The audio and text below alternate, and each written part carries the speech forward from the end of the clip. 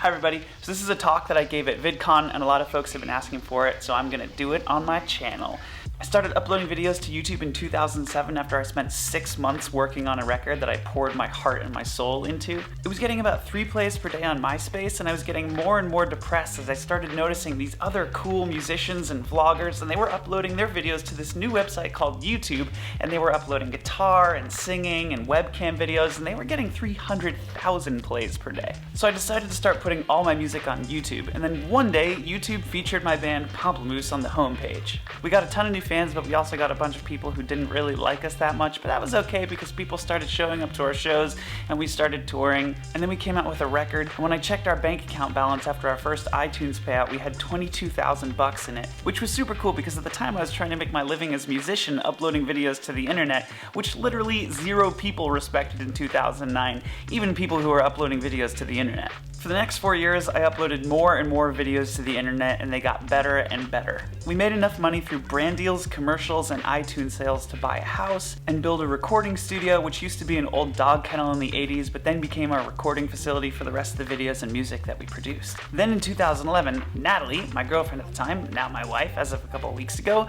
raised about 100,000 bucks on Kickstarter to go work on her solo album, and I went to go work on a robot dubstep music video. It got more and more complicated when I decided to build a replica of the Millennium Falcon cockpit as the set. At the end of 3 months of 18-hour days of woodworking, problem-solving, and construction, I was hoarding junkyard garbage as the set decoration. My hands were a total mess, but the set finally came together and we shot the video. I had drained my savings account working on this video. I'd spent over $10,000 on it, and I knew I'd log into YouTube the next day and see this, which is my dashboard, which shows my 28-day trailing performance stats, 1 million views, almost 2 million minutes of watch time, and $166 of ad earnings.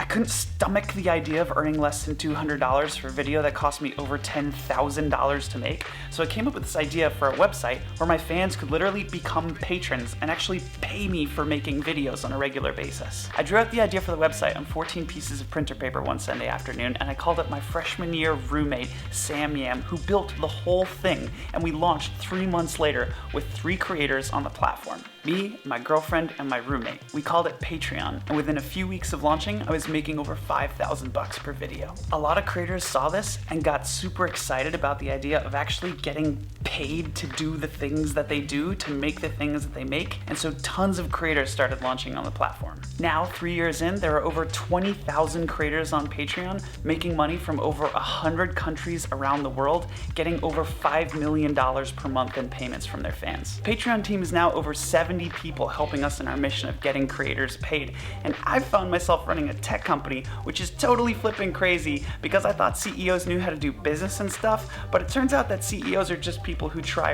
really hard and like to solve problems and like to make great stuff. In fact, it turns out that running a tech company is almost exactly the same thing as being a creator. Creators care endlessly about their fans. Tech companies care endlessly about their users. But if you know how to care endlessly, then it feels like the same thing. Creators like to make people's lives better with art. Tech companies like to make people's lives better with products. But it turns out if you like to make great stuff, then making people's lives better with art and making people's lives better with products really just feels like the same thing. The point is to just focus on making great stuff. We're inundated in this world with monsters. Monsters like social media strategies, and monsters like, well, that's not how professionals do it, and monsters like, you should upload your video between 11 a.m. and 1 p.m. because that's when most people are blah blah blah blah blah. All of these monsters will keep distracting you from making great stuff when really that's the secret. That's all you need to do. You don't have to know how, you don't have to have connections, you don't need to know where you're going. You might make a video about a cat who likes to go surfing, and then the surfboard company sees your video and invites you to Jamaica to shoot a documentary on a rare species of fish, and while you're filming you discover a microorganism and win a Nobel Prize for science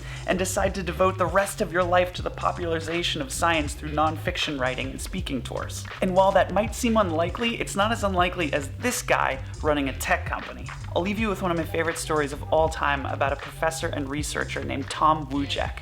He does a challenge with a group of people to build a structure out of raw spaghetti and tape. He gives the group 15 minutes to build a structure as tall as possible. He's done this exercise over 100 times with all kinds of groups of people, from MBAs to engineers. Do you know what group performs best consistently out of all the groups he's ever given this challenge to? Kindergartners. Instead of strategizing and building plans and arguing, they just make great stuff, and then the structure falls, and then they learn, and then they rebuild better, and then it falls again, and then they learn, and then they rebuild better, etc., etc. And 10 minutes in, the kindergartners have a tower 5 feet tall, and the MBAs haven't even started building yet. There's an old joke that I love. How do you make God laugh? Tell him your plans. I think some people find this joke a little depressing, but I find this joke freeing. It means you can fill your days with creativity and stop guessing where the spaghetti should go and just build things, which is more fun than making plans anyway. Okay, goodbye. See you next time.